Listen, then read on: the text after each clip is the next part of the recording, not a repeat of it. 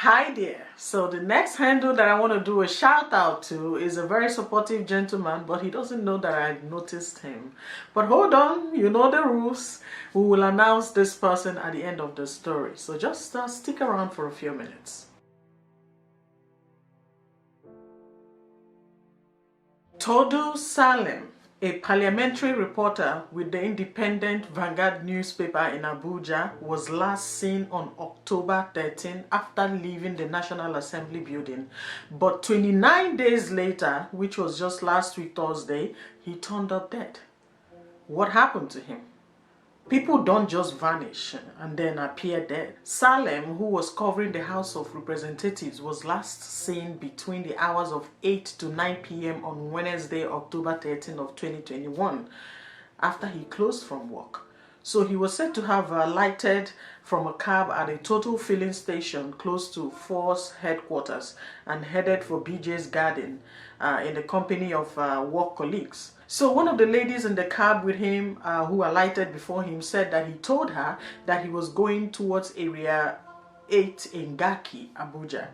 But then when he didn't turn up the next day at work, his colleagues started worrying about him. So everyone, been looking for this guy, his work colleagues, his family, friends, just about everyone who knows him. There has been effort. The police have also been searching for him. I mean, a man doesn't just disappear on a Thursday evening after work. Something happened to him. Someone took him since, his body didn't turn up for that long. So he was probably held up somewhere. So by October 25th, members of the Nigerian Union of Journalists stormed to the Nigerian Police Force headquarters in Abuja to protest over the missing reporter. So the House of Representatives on Tuesday, November 9, asked security agencies to investigate the circumstances that led to the disappearance of the journalist and do everything within their means to secure his release. So now this order came from House of Representatives, so security officials swung into action. Some arrests were made. So according to Vanguard newspaper, a man was arrested for attempting to extort Salem's family. So his name is Prince Enyenihi.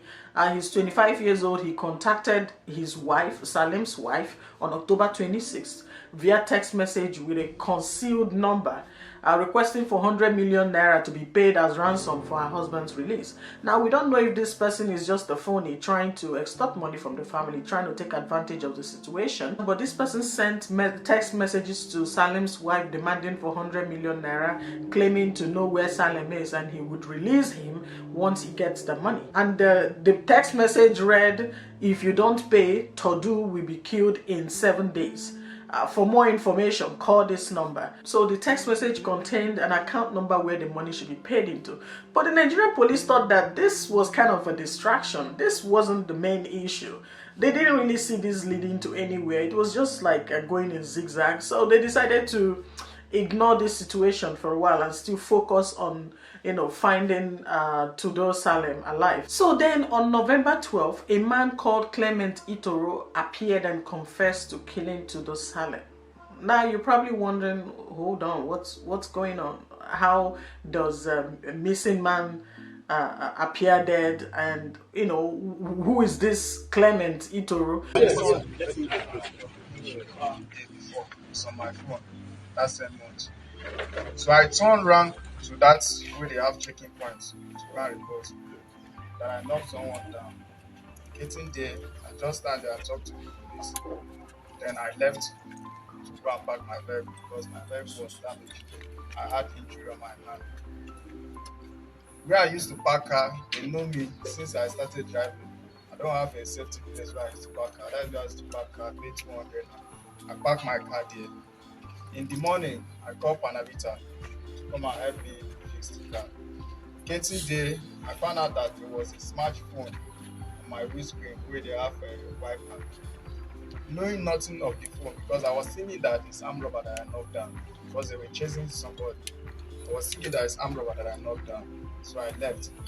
Seeing the phone there, I know nothing about the phone. I just threw the phone there and I left. You don't report to the police? No. You didn't report to the police at the time? No, the place I knocked this person down is criminal place. If you nearly stop there, anything from 7, which is Mount Chiro, almost everybody know that place. They will attack you. So during an interview with the driver, he narrated to the police that he was driving along this lonely, suspicious place where criminals are known to hang out, and then he hit someone, and he thought he hit an armed robber, and then he ran away. But then he got to a checkpoint and told the police that he hit someone, and the police told him to go to the police station and report himself, but he didn't go there. Then the next day he saw a broken phone on his windshield, and then he realized that okay, maybe it wasn't actually an armed robber that he hit. Now this man's story does not make sense. It just doesn't add up. How do you go from driving through a lonely area, driving through a suspicious area like he said, and then you hit someone, you never came out to look at who you hit, and then you kept driving, and then you got to a checkpoint and reported yourself to the police, and they told you to go to the police station, but you didn't go. You decided to drive home and forget all about it, and then you kept his phone. You kept the man's phone with you. You said the phone was on your windshield, whereas you took it. How does the phone sit on the windshield throughout the drive all the way home? So he said he tried to turn on the phone, but it wasn't working. So still, he didn't go back to the scene to check on who he hit. He didn't bother to go back to the police station to complete his report. He just carried on with his day like nothing happened. I think this man should be held for questioning. The story doesn't add up unless there's something the Nigerian police are not telling us. I feel like Itoro knows more than he's telling us. There is something he's not saying. What happened to Tordue Salem? Where was he coming out from? He needs to repaint the scenario. He needs to show us exactly which direction this man was running from. Remember, he was missing since October 13, right?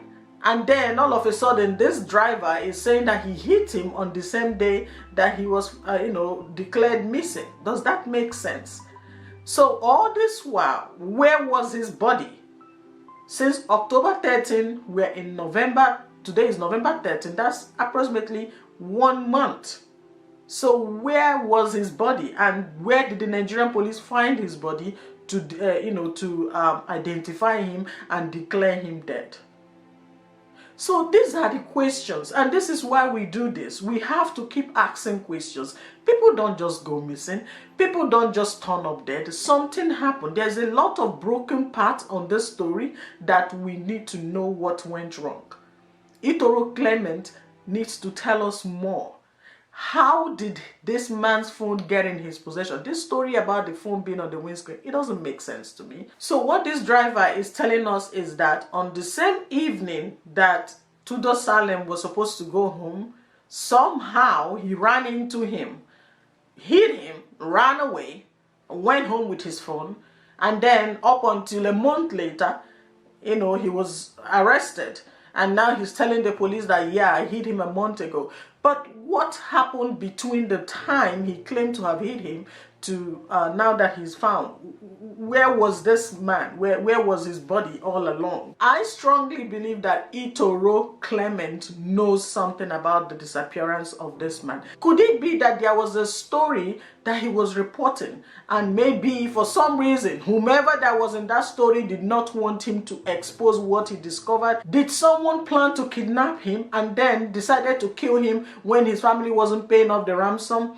Something happened. Or did they kill him to make it look like and then planted Itoro Clement at the scene to make it look like it was a casual man hitting, just to blow the scent away from them? So here is my guess. I might be wrong, but this is something that is worth thinking about.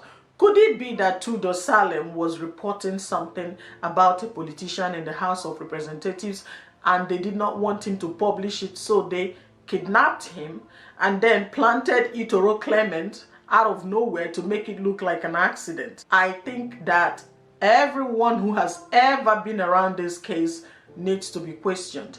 They have to start from his colleagues, the ones he was in the cab with on the night he disappeared. They need to speak to them. They need to tell us again where exactly this man got off. And we need to also find out where Itoro Clement hit him. What was he doing in that area? If Itoro Clement is claiming that the area is occupied by armed robbers, then we need to know why. Why was Tordue Salem in that area, if at all he was? Was he trying to escape from people who kidnapped him and they killed him?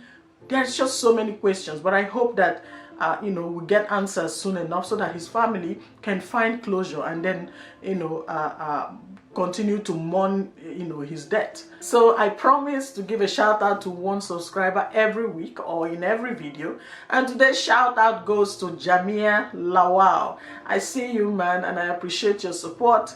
If you're following me on Twitter, please let me know you're the one. So to those that are just joining us, I tell strange, dark and mysterious stories, so please subscribe to my channel for more videos like this. Thank you so much for watching and have yourself a good day.